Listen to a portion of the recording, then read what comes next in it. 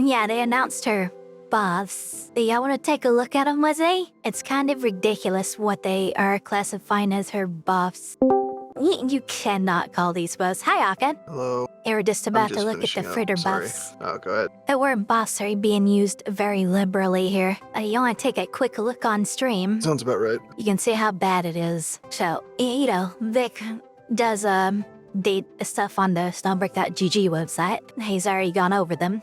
Buff details. Number 1, the auto-aim provided by Fritter's standard skill will be improved to better prioritize available weak points, or available weak spots, excuse me. That's literally not a buff, that's a quality of life. Okay, the AoE range, this is number 2. The AoE range of Fritia's ultimate skill will be buffed to always be equal to the current maximum range when using her ult with maximum supercharged stacks. So I guess when you would use it without maximum charges, the range would be a little bit smaller for each missing charge. I didn't know that. I guess that's a thing. Now it's always going to be the same size, the biggest size, regardless of the stacks. Go big or go home, I guess. Did you notice that?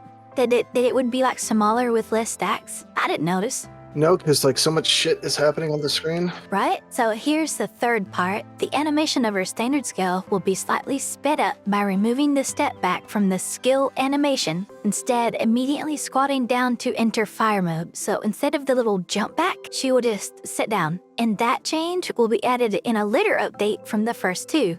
So you would not even get that one right away. That's also, it's technically a buff because you can do her rotation a little bit faster, but not really. Originally, the AoE had 2 sizes, standard and boosted. I never noticed. I mean, Yellow's never would start doing her thing without full stacks anyway, but yeah, I never noticed. Like this, like skips the jump back. That is so slightly, it's like not even worth considering. You might save a 1/10 of a second, as that jump back is really fast already. These aren't buffs. This is a slap in the face. They did nothing to address the amount of stamina that she just chews up and spits out. Here's the analysis that Vic wrote up, if you guys want to take a look at it. I'm not going to read off his analysis because I feel like me reading that off and making a video of it is a little much. So I'm just gonna give y'all the link. It will also be in the comment section when this is posted on YouTube. But my thoughts are, the AoE range of the ult is whatever, never noticed to begin with. That sounds like something that it should have been already. Turbo over, that gonna laugh, right? The fucking link up here, it's turbo over.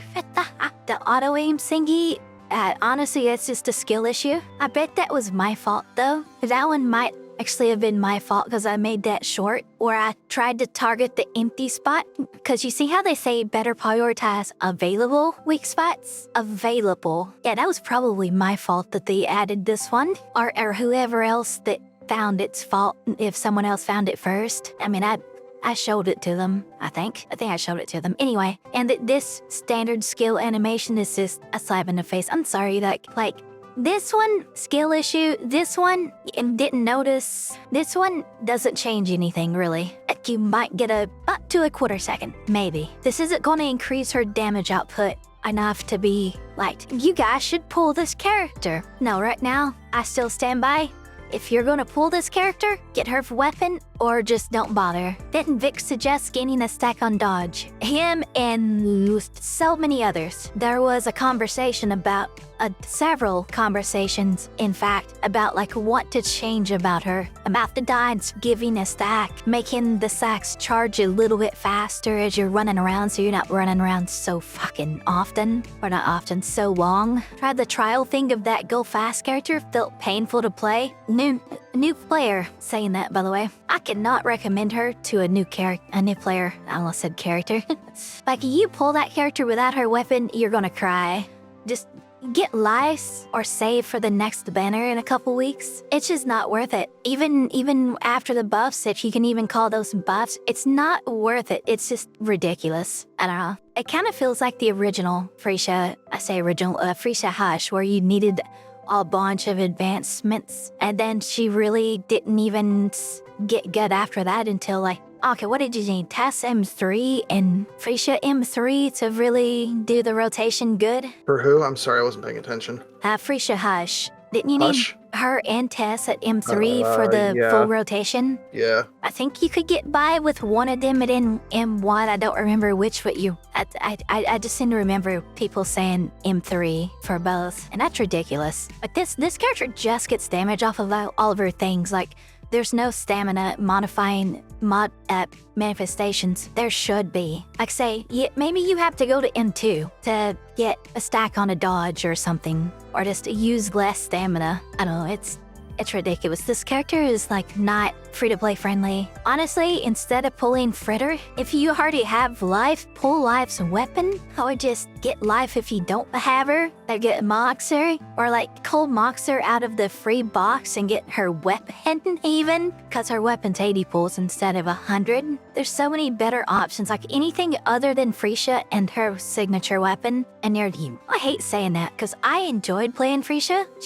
She's not new player or free-to-play friendly. Yeah, you need her weapon. Like, even her 4-star weapon isn't good enough. No, and I tried to use her 4-star weapon. So what I did is, when the worm was still in the neurosim rotation the other week, I went in and I soloed the worm with her and her sig. Didn't really have any troubles. It took me like a minute and a half because I didn't have, the other characters buffing her, obviously. I couldn't do it with her event weapon. I had to have her sing to be able to kill that fucking worm.